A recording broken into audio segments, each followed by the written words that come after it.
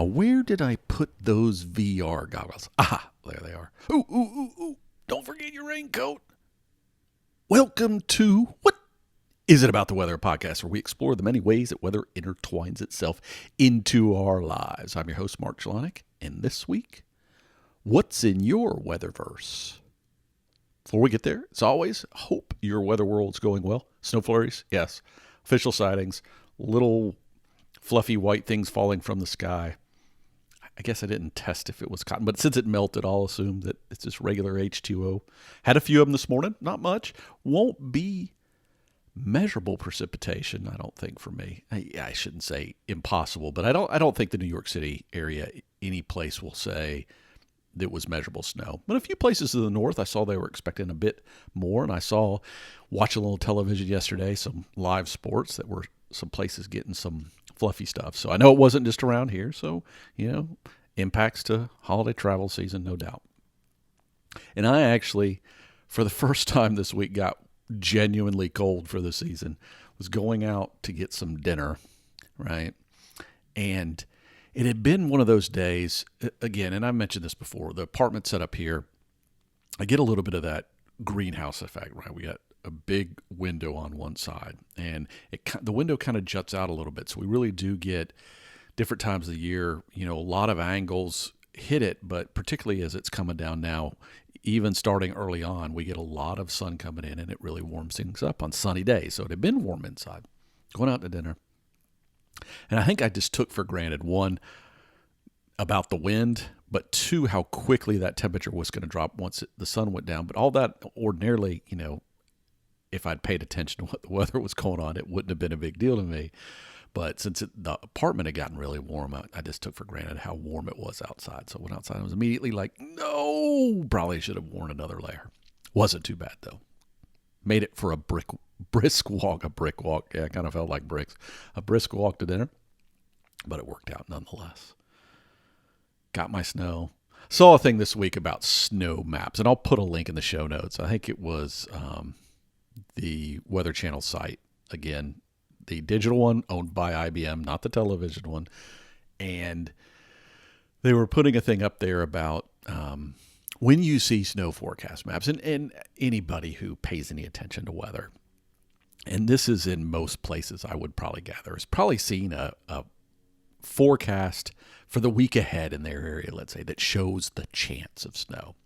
And it's interesting how much prominence these get. You don't see the same with rain or other things, just because they can be so jarring. One is the graphic colors used in snow maps tend to stand out a little bit more than rain. A lot of times rain maps, they'll have some greens. Now, if it's supposed to be really heavy rain, it might get into the reds and oranges. But with snow, we see these kind of magentas and other, some of the blues, and I'm saying strong blues like cyan, stuff that really on monitor stands out. So they tend to be pretty prominent.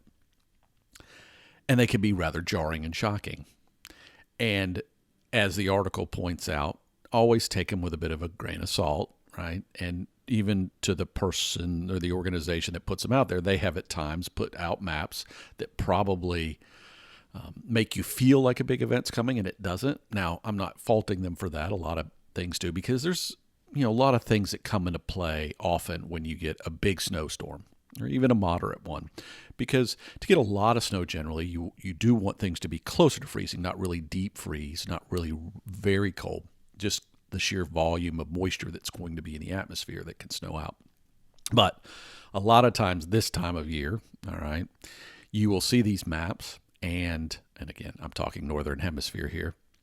As we get into the winter season, it's kind of like the first snow, right? It's promising that or suggesting that. And as we've talked about before, in the modern era, we're talking often about what's being thrown out there is a single scenario that's playing out. And it tends to play out. It caught all the worst case scenario, worst case being maybe the wrong words, because I would love it to snow that much. But all the inflection points, it drove it to probably being colder and wetter, right?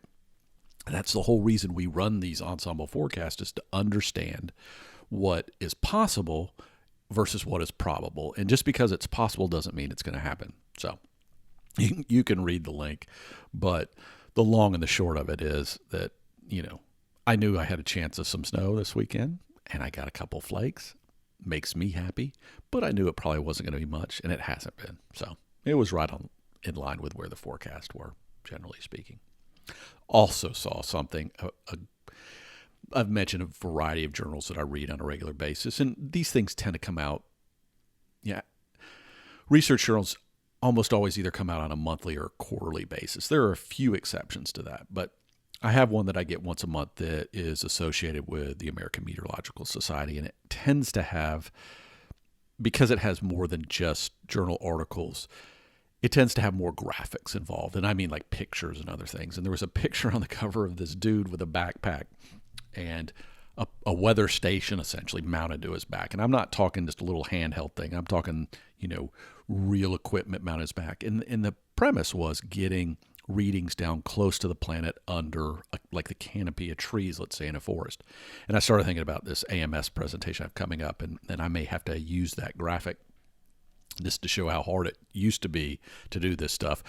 His is obviously going to be more accurate than anything you're going to throw on a car. That's these little devices that are better than they used to be. Whether they're accurate or not, that's the part that's still to be evaluated, let's say, as more and more of them come out. Any case, a lot of stuff going on for me weather-wise this week. Again, if you're in the U.S., hope your Thanksgiving season has gone well. We're now in the push of the holidays. Everybody that's doing shopping, whether you're in the U.S. or not, hopefully you were able to find some deals on Black Friday, and we go into Cyber Monday. It is that season, and of course, we're hearing now about a new strain of COVID. It's sounding kind of contagious. Whether it's more dangerous, hopefully not, but I think it's still too early to tell. So, no, it's definitely not selling it. So, clearly we're getting into another interesting holiday season, but hopefully it will prove to be an enjoyable one, and we'll figure out a way to push through all that stuff. All right. In the meantime, let's talk about the Weatherverse, or more specifically, the Metaverse. And because of, as an example, everything going on right now with COVID the past couple of years, you can think about wanting to not have to live in the reality that we live in sometimes. It can be because of that. It can be because of politics or the markets or whatever it is. We all have this, I guess, point where we go, God, wouldn't it be nice if, right? And I understand that. I think most of us can. Some of us might be a little further to the, hey, this reality world, I've had enough of it. And there have been plenty of movies, and I'm not going to go into all the movies about virtual worlds.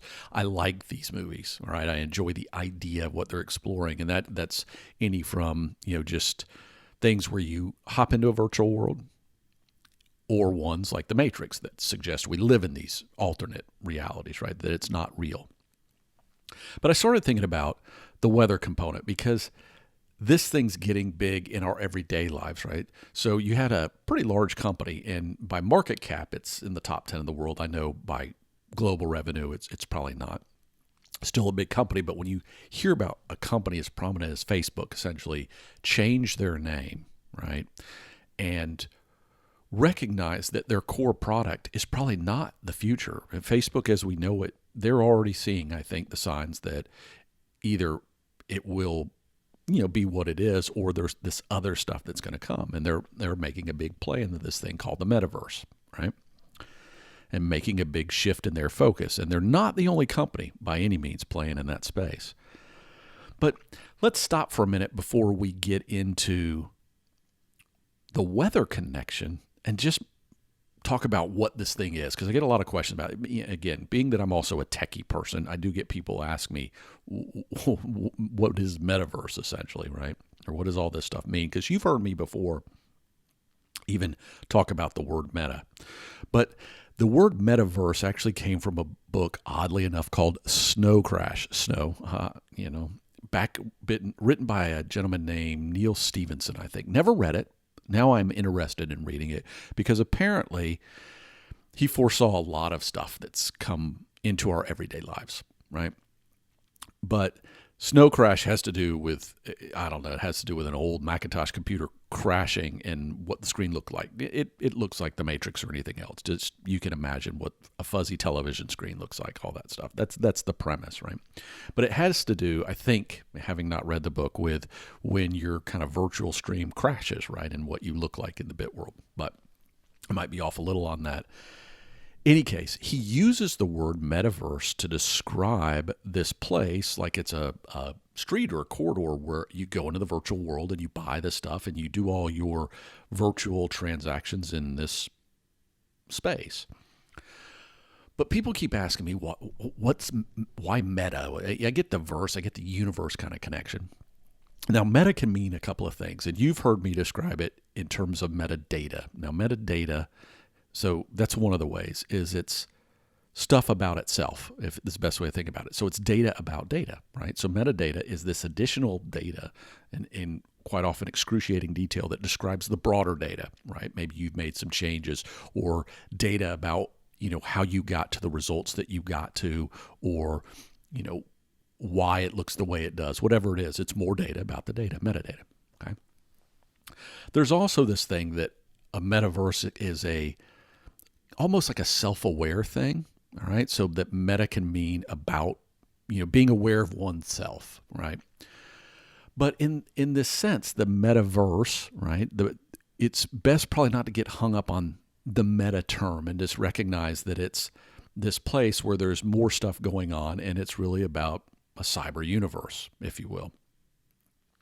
I've put a couple links in the show notes so you can read a little bit more about it, right? But in theory, it's a virtual universe where everything can happen. That's the idea, right? And so there'll be data about data. The situations might be self-aware. Again, I can see both definitions playing out, and that's why I don't get hung up in it.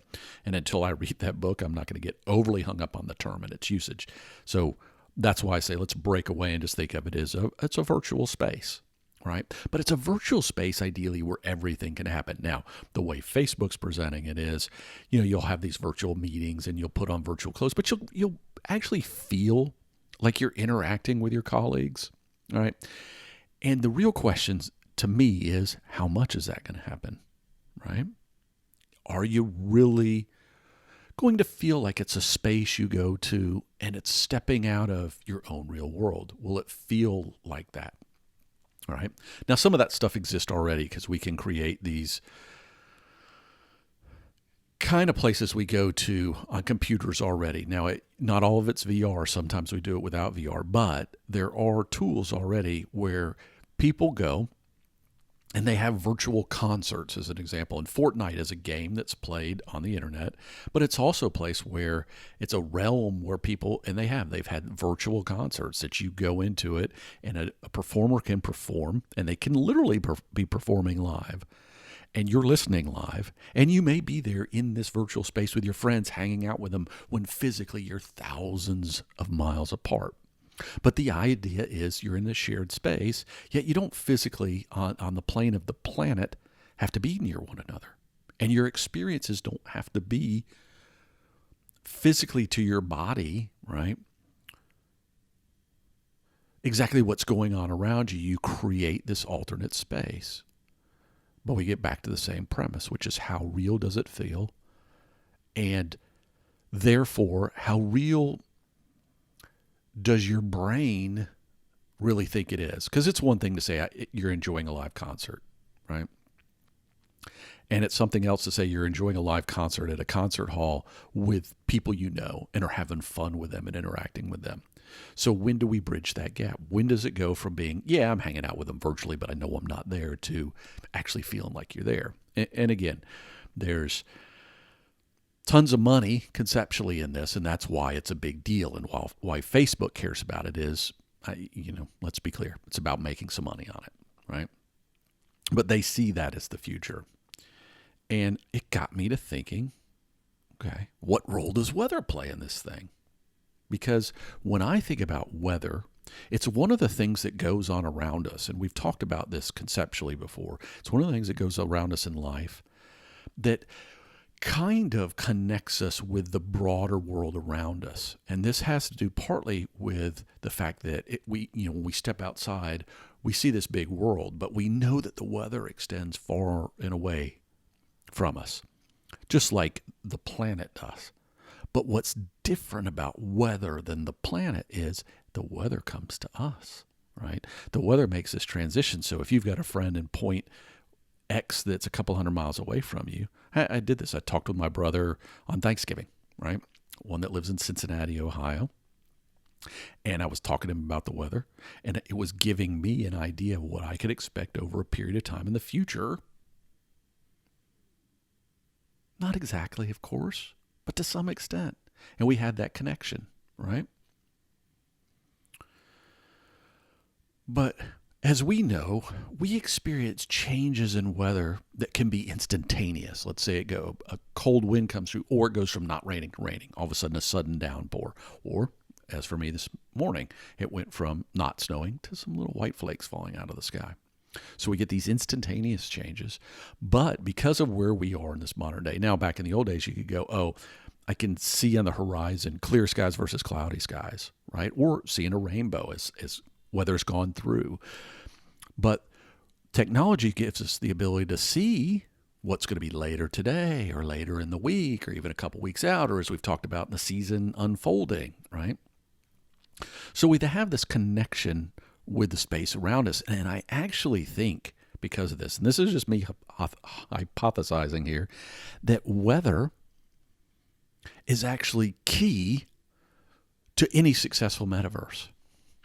Because I think for us to believe that something is real or has a real feel to it, weather's going to have to be involved.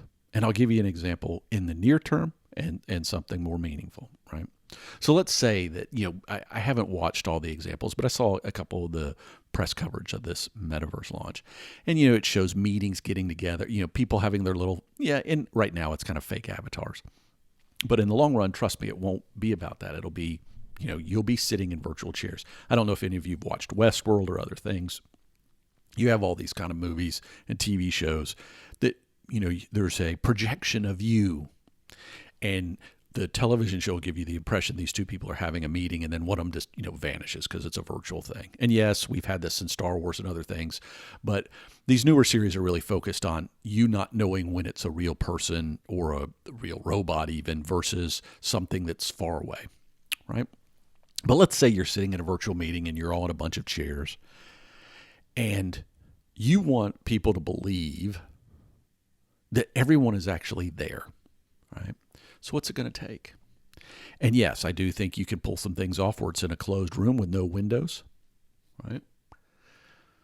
And that'll give people a sense that, hey, maybe these other people are there even when they know they're not. But I think if you really want the brain to be fooled, the weather's going to have to be right. There's going to have to be windows in that conference room. And it can't just always be a sunny day. Nuh-uh. That's too easy. The weather's going to have to change. Clouds are going to have to seem real. They're going to have to go by in the sky. A storm's going to have to come through, and it can't be the same every time. Every time you go into that metaverse, you're going to have different weather, right?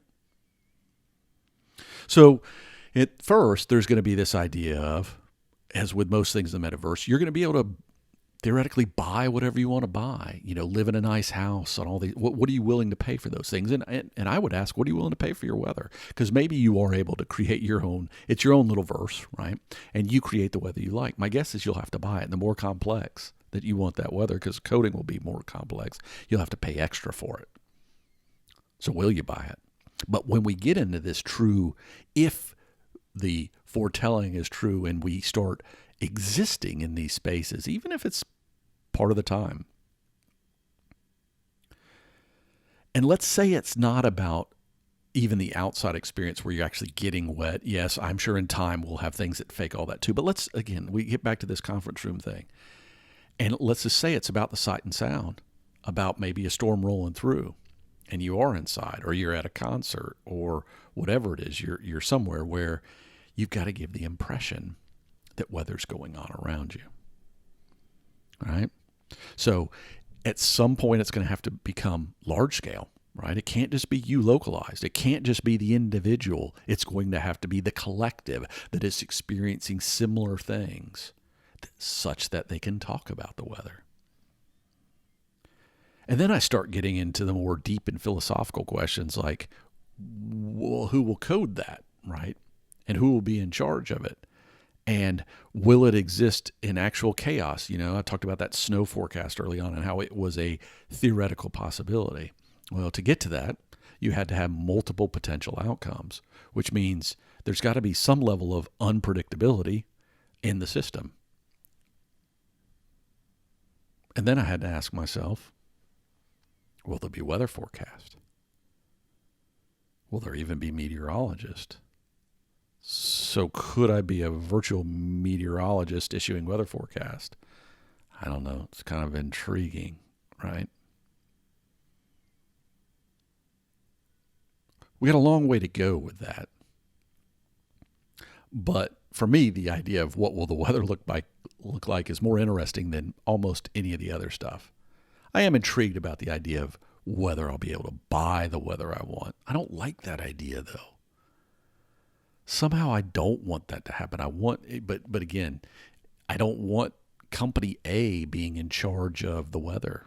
I want it to be beyond their scope, which gets a little bit tricky if it's really their systems that we're paying for. Any case, let me know what you think. Would you pay for weather in your metaverse? What do you think it should be like? whatisabouttheweather@gmail.com. Of course, you can hit me up on Twitter, Mark_Jelinek. That's Jelinek. Twitter, of course. You can also find What Is About the Weather on Twitter as well. But just remember, the next time you grab those VR or AR goggles and you head into that alternate realm, don't forget your galoshes or your gloves or your windbreaker, whatever the weather might demand, because we all know there's much more to weather than the weather itself.